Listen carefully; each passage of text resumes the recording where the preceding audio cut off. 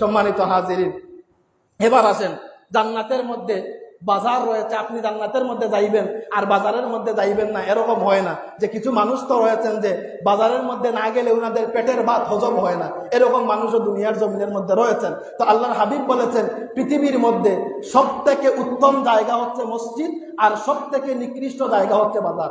এখানে প্রয়োজন ছাড়া আপনি যাইবেন না, আর যতটুকু সম্ভব আপনি এগুলা এড়িয়ে থাকবেন। কারণ বাজারের মধ্যে গেলে হয় কি, পৃথিবীর সমস্ত ফিতনার মেইন জায়গা হচ্ছে বাজার।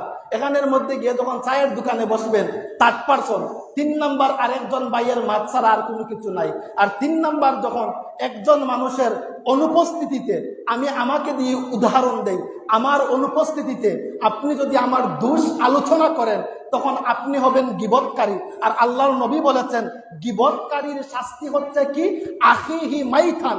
আপনার একজন ভাই যদি মারা যায়, ওই ভাইয়ের, মৃত ভাইয়ের গুস্ত খাওয়া যেমন অপরাধ, একজন মানুষের আফরকে অগুছরে এই মানুষের সমালোচনা করা, কথা বলা, এটা হচ্ছে সমান অপরাধ।